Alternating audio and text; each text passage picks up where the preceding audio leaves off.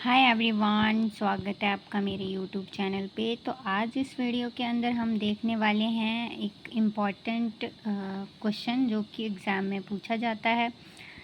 तो आपको इसमें से जो है बहुत सारे क्वेश्चन निकल जाते हैं, क्योंकि अगर आपको अलग अलग से भी पूछा जाए तो अगर आप अच्छे से इस चीज़ को समझ लेते हैं, पढ़ लेते हैं, तो आपको बहुत ज़्यादा आसानी हो जाएगी। पहले अब देखिए, अगर आपको इस तरह से क्वेश्चन आता है कि गद्य साहित्य के बारे में बताइए, गद्य साहित्य क्या है और गद्य साहित्य के अंदर क्या क्या आता है, तो आपको ये आंसर लिख देना है। अब गद्य साहित्य की बात करते हैं, यहाँ पे लैंग्वेज की बात करते हैं। यहाँ पे लैंग्वेज की गई थी इस्तेमाल खड़ी बोली, तो जो कि हिंदी कह सकते हो आप। तो खड़ी बोली का प्रयोग किया गया है। खड़ी बोली हिंदी में गद्य साहित्य का विकास भारतेंदु युग में ही हुआ है। और इस युग से पूर्व साहित्यिक रचनाएं जो हैं पद में की जा रही थी, यानी कि इससे पहले जो है पद में किया जाते थे। पद जो होते हैं हमारे, तो उसमें की जा रही थी, लेकिन फिर उसके बाद क्या हुआ कि इसको गद्य में जो है हमारा जो है काम होने लगा। गद्य को बहुत ज़्यादा महत्वपूर्ण माना गया।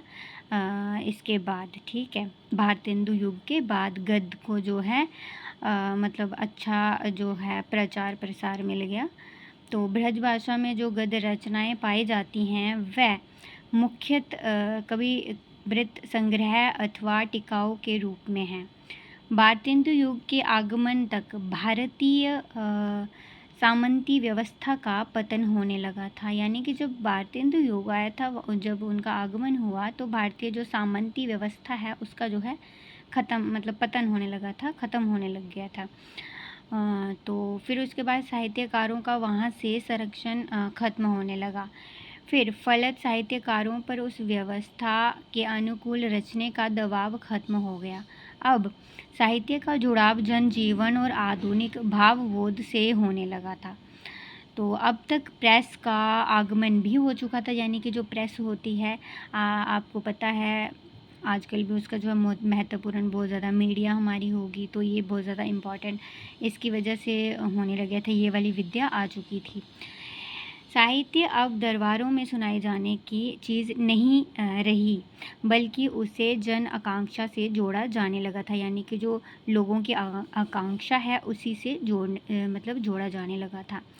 तो इसी क्रम में विभिन्न साहित्यिक विद्याओं, नाटक हो गया, निबंध हो गया, कहानी होगी, उपन्यास हो गया, तो इनका जो विकास हुआ, जिनके लिए गद्य का संरचनात्मक ढांचा जो है ज़्यादा अनुकूल था। इस प्रकार संवेदना के स्तर पर आधुनिक भावबोध के विकास तथा तकनीकी स्तर पर प्रेस के आगमन से गद्य में साहित्य का रचा जाना संभव था। तो जो गद्य में क्या क्या आती है, उसकी विद्या क्या क्या होती है, आपने देख लिया। नाटक उसके अंदर आता है, कहानी आती है, उपन्यास आता है। तो ये कुछ इम्पॉर्टेंट्स इसके जो विद्याएं होती हैं, तो इसके अंदर आपको अगर क्वेश्चन आता है तो आपको ये बताना है। अब हम नाटक की बात करते हैं। नाटक क्या होता है? तो नाटक आधुनिक जो हिंदी गद्य साहित्य का परिवर्तन नाटकों से ही हुआ है। नाटक से ही जो गद्य का साहित्य परिवर्तन था वो नाटकों के ज़रिए ही किया गया। नाटक अगर किया जाने लगे तो उसमें ही लोगों को जो है उसमें मतलब पूरा दिखाया जाने लगा, तो उसमें जो है बहुत ज़्यादा उनको पता चलने लगा कि क्या होता है। पहले ब्रजभाषा में कुछ नाटक लिखे गए थे जो कि ब्रजभाषा थी, उसमें लिखे गए थे। फिर बाद में अनुवाद द्वारा इस विद्या का प्रवेश खड़ी बोली हिंदी में हुआ। स्वयं हरिश्चंद्र ने भी बंगला के विद्या सुंदर नाटक का अनुवाद प्रस्तुत किया था।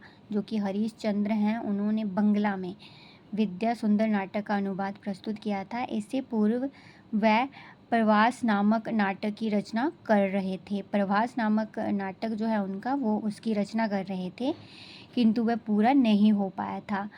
तो भारतेंदु जो हैं, उन्होंने वैद्य की हिंसा न भावती, प्रेम योगिनी, विश्य से विषमोषधम, श्री चंद्रावली नाटिका, भारत दुर्दशा, नील देवी, अंधेर नगरी आदि मौलिक नाटक जो हैं लिखे हैं। तो इस तरह से आपको ये इम्पोर्टेंट कुछ कुछ चीज़ें जो हैं इसके मतलब हरिश्चंद्र के बारे में बता देना है। अगर उनका परिचय आता है तो आपको जो है उसके अंदर ये उनकी जो लिखावट है, जो नाटक हैं, उनके बारे में आप बता सकते हैं।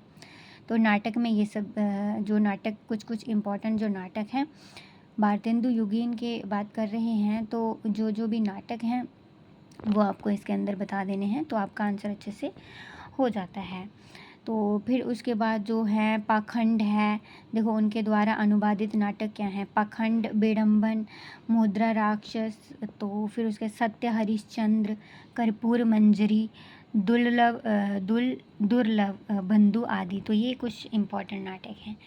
फिर भारतेंदु की प्रेरणा से ही तत्कालीन सभी लेखकों ने नाटकों की रचनाएं की। जो भारतेंदु हैं उनकी प्रेरणा से ही, उनकी प्रेरणा के कारण ही उन्होंने नाटकों की रचनाएं की। जो बाकियों को जो है रचनाकार हैं उनको जो है एक जरिया मिला, उन्होंने इस जरिए जो है नाटक रचे उनकी प्रेरणा से। तो प्रताप नारायण मिश्र ने भी भारत दुर्दशा नामक नाटक की रचना की थी। तो पंडित बालकृष्ण भट्ट ने पद्मावती, शिशुपाल वध, और जो पद्मावत है वो उन्होंने ही लिखा है।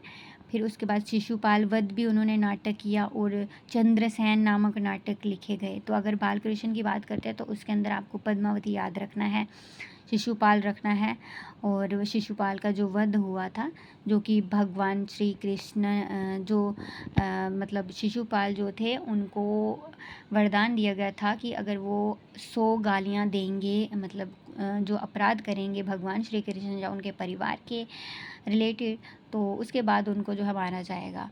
तो फिर उसके बाद जो है उनका वध भी पूरा उसके अंदर दर्शाया गया है और चंद्रसेन नामक नाटक लिखे गए हैं। चौधरी बद्रीनारायण प्रेमधन ने भी भारतेंदु की प्रेरणा से ही भारत सौभाग्य और वीरांगना रहस्य नामक नाटकों की रचना की।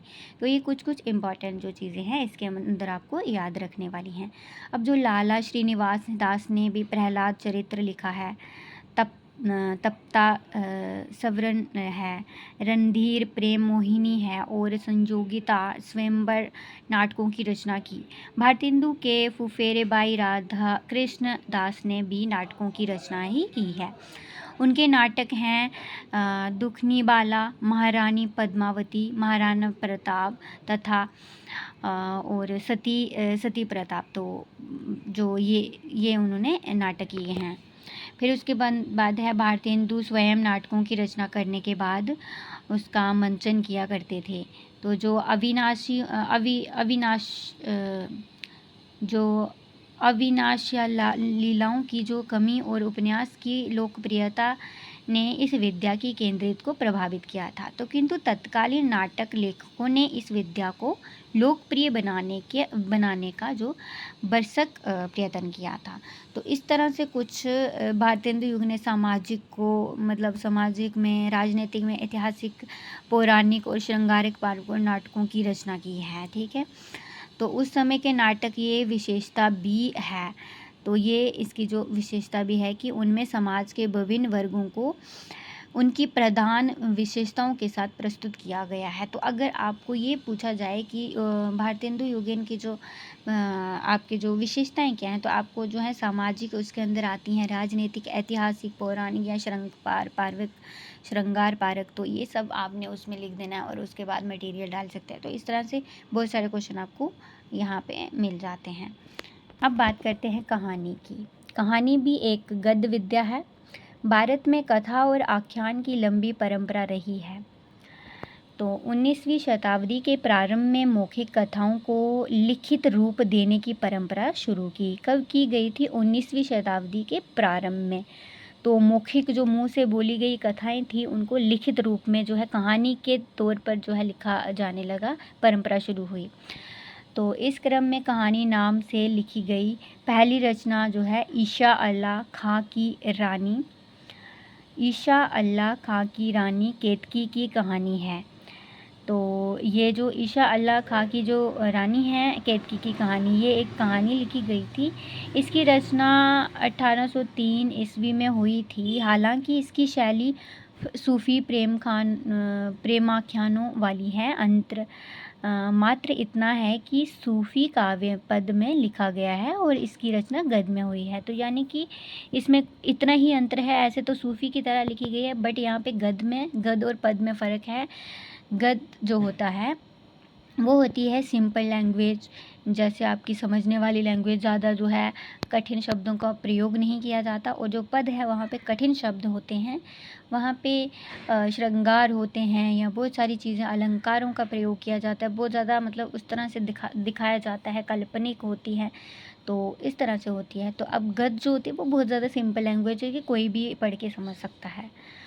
अब 19वीं शताब्दी के प्रथम दशक में फोर्ट विलियम जो हैं कॉलेज के जो तत्वावधान में बैताल पच्चीसी, प्रेम सागर, राजनीतिक और नचिकेतोपाख्यान का अनुवाद किया गया था। इसके अलावा 19वीं शताब्दी के प्रथम 3 दशकों में माधोनल, माधव विलास, नीति कथा, गोरा बादल की बात, सुख सागर उपदेश कथा नामक कथा पुस्तकें अनुदित की गई थी। तो ये कुछ इम्पॉर्टेंट चीज़ें याद रखने वाली हैं। ये भारतेंदु युग में ऐसा हुआ है, ठीक है। अगर आपको पूछा जाता है तो ये आपको बताना है। और अगर आपको अलग से भी आता है कहानी या नाटक, तो आपको उनका परिचय आप दे सकते हैं कि ये गद्य विद्या है। इसके अंदर किस तरह से जो बताया जाता है, किस तरह से लोगों को आकर्षित किया जाता है, इसका मूल उद्देश्य होता है कुछ किसी भी चीज़ को बताने का। फिर उसके बाद जो है अब देखो इसमें क्या क्या चीज़ें मतलब कथाएं जो है ये इम्पॉर्टेंट है। उपदेश कथा नामक पुस्तकें अनुदित की थी। तो गोरा बादल को छोड़कर सभी पुस्तकों की रचना पाठ्य पुस्तकों के रूप में ही की गई है। गोरा बादल को छोड़ के बाकी सारी मतलब रचना जो है पाठ्य पुस्तकों में की गई थी। तो इस समय किस्सा हाथी मताई, किस्सा चाहा, दरवेश, सूरजपुर की कहानी, कथा सागर, यात्रा, स्वप्न नवोदय, तो गुल बकावटी आदि रचनाएं प्रकाशित हुई थी।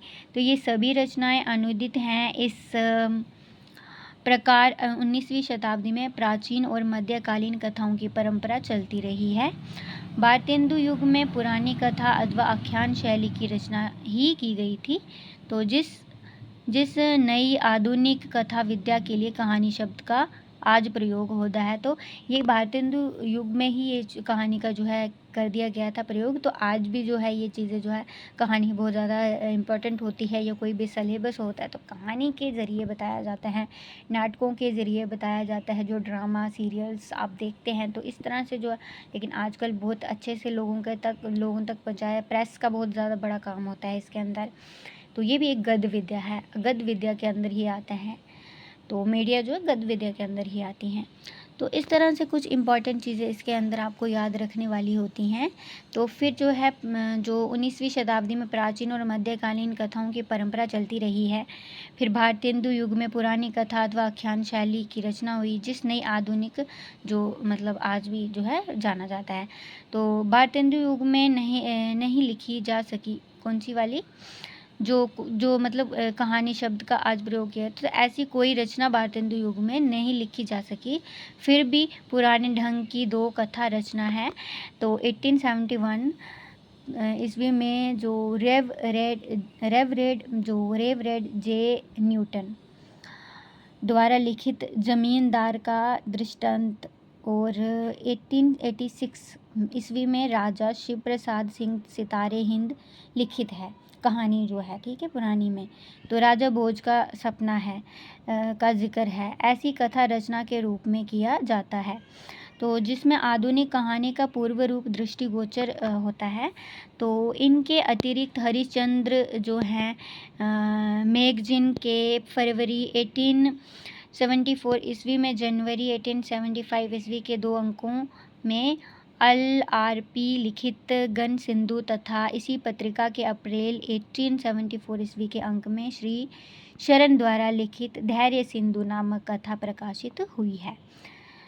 तो संदर्भ हिंदी कहानी का इतिहास 1950 गोपाल राय, पृष्ठ 41। तो वैसे हिंदी में कहानी विद्या का वास्तविक विकास द्विवेदी युग में हुआ है। लेकिन फिर आचार्य शुक्ल ने जिस इंदुमती का जिक्र पहली कहानी में किया तो वो 1900 ईस्वी में सरस्वती में प्रकाशित हुई है। सरस्वती जो है में प्रकाशित किया, तो कहानी का ये भी बहुत ज़्यादा इम्पोर्टेंट चीज़ आ जाती है। फिर उपन्यास जो हैं वो भी भारतेंदु युग में मतलब इसका जो नाम पता चला था, गद्य विद्या में लिखा गया था। उपन्यास अन्य गद्य विद्याओं की तुलना में सबसे अधिक लोकप्रिय विद्या है। उपन्यास जो बहुत ज़्यादा मतलब लोकप्रिय है, लोगों को बहुत ज़्यादा पसंद आता है। अब आपको जैसे प्रेमचंद के उपन्यास आपको होंगे, पढ़े होंगे आपने, गोदान है, या फिर बहुत सारे ऐसे जो उनके इम्पोर्टेंट उपन्यास हैं, तो निर्मला उपन्यास हो गया। तो कुछ उसमें देखो सारी चीज़ें बताई जाती हैं, अंत से लेके मतलब जो शुरुआत से लेके अंत तक पूरा स्टोरी बताई जाती है, किस तरह से क्या होता है, तो उद्देश्य होता है उसका उपन्यास का। तो यही एक विद्या होती है, तो ये सबसे ज़्यादा लोकप्रिय रही है। तो हिंदी साहित्य में इस विद्या का आरंभ जो है इस दृष्टि से और भी महत्वपूर्ण है कि इसकी लोकप्रियता इतनी बड़ी कि हिंदी नहीं जानने वालों ने भी उपन्यास पढ़ने की ललक से हिंदी सीखी। जो इनको हिंदी भी नहीं आती थी उन्होंने भी जो हिंदी सीखी उपन्यास की वजह से। उन दिनों दो उद्देश्य को ध्यान में रखकर उपन्यास लिखे गए थे। पहला उद्देश्य था शुद्ध मनोरंजन, और फिर दूसरा, इस उद्देश्य से तिलस्मी अय्यर उपन्यास लिखे गए। ऐसे उपन्यास में चंद्रकांता तथा चंद्रकांता सतीति उन दिनों जो है बहुत ही लोकप्रिय हुए। किशोरीलाल गोस्वामी हरे कृष्ण जोहार तथा रामलाल वर्मा के उपन्यास भी शुद्ध मनोरंजन के लिए ही लिखे गए हैं। तो इनके उपन्यासों के क्रमश नाम हैं तिलिस्मी, शीश महल या जो कुसुमलता है, तथा पुतली महल है। जासूसी उपन्यासकारों में गोपाल राम गैमरी विख्यात हुए हैं। तो उन्होंने अद्भुत लाश, बेकसूर की फांसी तथा जो सरकती लाश आदि उपन्यासों की रचना की थी। तो संदेश प्रधान सामाजिक उपन्यासों की शुरुआत देवरानी जेठानी की कहानी है, तो 1970 ईस्वी से होती है। लाला श्रीनिवास दास, परीक्षा गुरु राधा कृष्ण दास, तो निस्साय हिंदू बालकृष्ण भट्ट, नूतन ब्रह्मचारी तथा 100 अजान एक सुजान, ठाकुर जगमोहन। तो ये कुछ इनके उपन्यास में जो उस टाइम पे जो रचनाकार थे उनके नाम भी हैं, और कौन कौन से अगर आपको इस तरह से भी पूछा जा सकता है तो आपको ये भारतेंदु युग के जो मतलब गद्य के जो हमारे गद्य विद्या के जो कवि हैं, रचनाकार हैं, उनका भी नाम पूछा जा सकता है। तो श्याम सुअप्पन है, किशोरी लाल गोस्वामी है, और फिर जो है अदखिला फूल तथा अयोध्या सिंह उपाध्याय, ठेठी हिंदी का ठाठ ने इस प्रकार के उपन्यास लिखे थे।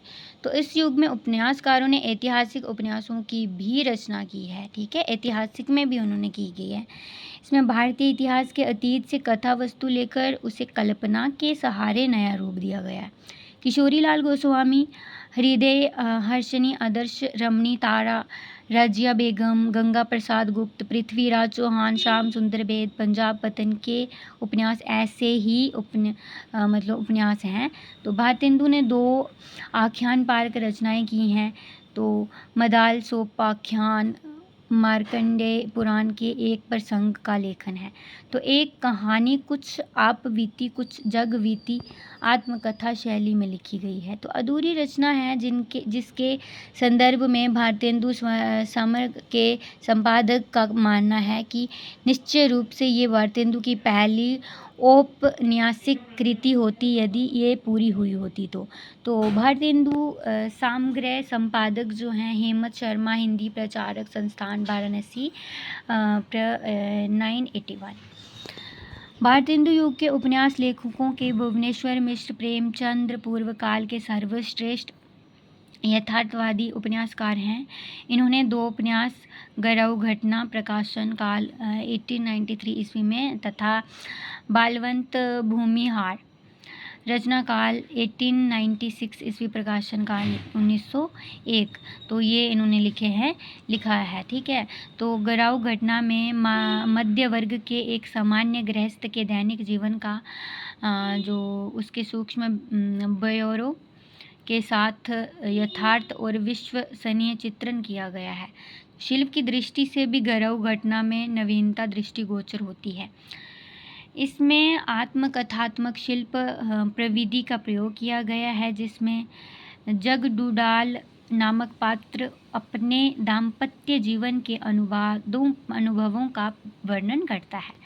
अब भुवनेश्वर मिश्र का दूसरा उपन्यास बलवंत भूमिहार है, जो तत्कालीन जीवन के यथार्थ अंकल, विश्वसनीय चरित्र चित्रण, अपेक्षाकृत जटिल वस्तु विन्यास और यथार्थ को वहन करने वाली सूक्ष्म भाषा के कारण प्रेमचंद ने पूर्व का सर्वोत्कृष्ट उपन्यास माना है। मतलब सर्वोत्कृष्ट जो उपन्यास माना है इन्होंने, कौन सा वाला? बलवंत भूमिहार। तो इसमें जो है दो जमींदार परिवारों का जो संघर्ष है उसकी कहानी बताई गई है, अत्यंत विश्वसनीय और मौलिक रूप में प्रस्तुत की है। तो सामाजिक कुरीतियों पर टीका टिप्पणी नहीं की गई है, घटना और पात्रों के चित्र द्वारा ही यथार्थ को उद्घाटित किया गया है। अब निबंध जो है ये भी एक गद्य है। निबंध विद्या की जो ऐसे आप बोलते हैं वो भी एक गद्य विद्या के अंदर आती है। निबंध विद्या की शुरुआत भी भारतेंदु युग में ही हुई है। भारतेंदु युग स्वयं की अच्छे निबंधकार थे। जो भारतेंदु हैं वो खुद भी अच्छे निबंधकार रहे हैं। भारतेंदु के अतिरिक्त अन्य कई महत्वपूर्ण लेखकों ने भी इस विद्या में लेखन किया है। तो शुरुआत जो है किसने? भारतेंदु जी ने की है, उसी युग में हुई है। भारतेंदु ने सन 1868 ईस्वी में कविवचन सुधा पत्रिका का प्रकाशन आरंभ किया है। इसमें लेखन कार्य में तेजी आई। हरिश्चंद्र चंद्रिका तथा बाला बोधिनी पत्रिका द्वारा भी गद्य विद्याओं के विकास में सहायता मिली है। तो इस युग के अन्य लेखकों ने भी पत्रिकाएं निकाली जिसमें लेखन के कार्य में तेजी आई। भारतेंदु युग के निबंध में समाज सुधार रहा, राष्ट्र प्रेम रहा, देशभक्ति, अतीत के प्रति गौरव भावना तथा विदेशी शासन के प्रति आक्रोश जैसे विषयों को भी स्थान मिला है। इस तरह से कुछ ऐसे किए गए हैं। तो उस युग के निबंधकारों ने मनोरंजन के लिए भी निबंध रचना की है। नाक, कान, भो, धोखा, बुढ़ापा आदि विषयों पर भी लिखे हैं। तो निबंध इस बात के परिचित हैं कि इनमें जिंदा दिली थी। तो भारतेंदु ने जहाँ समाज की उन्नति से संबंधित विषयों पर निबंध लिखे, वहीं उन्होंने अतीत के गौरव और तत्कालीन शासन के प्रति असंतोष व्यक्त करने के लिए भी निबंध लिखे हैं। तो जातीय संगीत, लेवी प्राण, लेवी ऐसे ही निबंध हैं। बालकृष्ण भट्ट भारतेंदु युग के प्रमुख निबंधकार हैं। तो उन्होंने भी जो है लिखा गया है, प्रमुख निबंधकार उनको भी कहा जाता है। तो उन्होंने लगभग 1000 निबंधों की रचना की है। उनके निबंध समाज, धर्म, संस्कृति, साहित्य, रीति, प्रथा आदि सभी विषयों से संबंधित हैं। उनके विचारात्मक निबंध हैं। साहित्य, जन समूह के हृदय का विकास है। चारु चरित्र, चरित्र पालन, प्रतिभा आदि भावात्मक निबंधों में कल्पना, आंसू आदि। तो विनोद पार्क निबंधों की अतिरिक्त अंजीरन रोग, इंग्लिश पढ़े सो बाबू होए आदि मुख्य जो है ये निबंध इन्होंने लिखे हैं। प्रताप नारायण मिश्र इस युग के अन्य महत्वपूर्ण निबंधकार हैं। इन्होंने व्यंग्य से पूर्ण निबंधों की रचना की है। बो, होली, धोखा, बुढ़ापा ऐसे ही निबंध हैं। तो शिव मूर्ति विश्वास आदि इनके विवेचनात्मक निबंध हैं। बाल मुकुंद गुप्त भारतेंदु युग में इस विद्या में महत्वपूर्ण योगदान देने वाले निबंधकारों में हैं। तो ये द्विवेदी युग में भी लिखते थे। तो गुप्त निबंधावली के नाम से इनके निबंधों का संग्रह प्रकाशित हुआ है। अब जो समालोचन है ये भी एक निबंध जो गद्य विद्या है। समालोचन विद्या के अंतर्गत किसी रचनाकार की रचना का गुण दोष विवेचन होता है। गुण और दोष कह सकते हो आप, जो समालोचन होता है। और फिर प्रेमधन ने आनंद कंदावली नामक पत्रिका निकाली थी। तो इस पत्रिका में लाला श्रीनिवास दास रचित नाटक संयोगिता स्वयंवर की विषाद और कड़ी आलोचना छपी थी। तो ये आलोचना या मतलब उसके फ़ायदे या वो कह सकते हो आप, उसकी आलोचना भी की जाती है। जो अच्छी चीज़ें नहीं है तो उनके बारे में जो है टिप्पणियाँ की जाती है, तो समालोचना उसी को कहते हैं। इसमें गुण दोष के आधार पर बड़ी बारीकी से जांच पड़ताल की जाती है, क्या अच्छा है क्या बुरा है। कोई भी कहानी लिखी है या कुछ भी लिखा गया है तो उस पर टिप्पणी की जाती है, क्या अच्छा है, क्या होना चाहिए था, क्या नहीं। और टिप्पणी मतलब अपना जो है एक बताया जाता है कि इस तरह से नहीं होना चाहिए था, ये होना चाहिए था। तो ये ही समालोचन होता है। तो इस प्रकार युग में पुस्तक समीक्षा की शुरुआत हुई, तो जिसकी मुख्य प्रवृत्ति जो गुण दोष के निरूपण करना था। तो 1886 ईस्वी में पंडित बालकृष्ण भट्ट ने हिंदी प्रदीप में संयोक्ता स्वयंवर की सच्ची समालोचन की है। तो पुस्तक समीक्षा में इतर 1886 ईस्वी में भारतेंदु ने नाटक शीर्षक से इस विद्या पर सैद्धांतिक लेख लिखा। तो 1897 ईस्वी में गंगा प्रसाद अग्निहोत्री के लेख समालोचना का प्रकाशन हुआ। तो भारतेंदु युग के दौरान ही शिव सिंह सहगल के साहित्योहास ग्रंथ शिव सिंह सरोज 1883 में तथा जॉर्ज ग्रियर्सन के the modern vernacular literature of Hindustan, तो ये प्रकाशन हुआ था। तो इस सब के बावजूद भारतेंदु युग में हिंदी समालोचन का पूरी तरह विकास नहीं हो पाया। इस विद्या का विकास द्विवेदी युग में ही हुआ, लेकिन शुरुआत भारतेंदु युग से हो गई थी। तो ये कुछ गद्य विद्या थी। फिर नेक्स्ट वीडियो में हम जो है इसके अंदर पद्य विद्या के बारे में देखेंगे, पद्य साहित्य को देखेंगे। इस वीडियो में हमने जो है गद्य साहित्य देखा। तो आई होप आपको वीडियो अच्छी लगी होगी। लाइक कीजिए, चैनल को सब्सक्राइब कर दें और मुझे भी सपोर्ट करें। तो चलिए मिलते हैं अनदर वीडियो में। Okay, bye bye.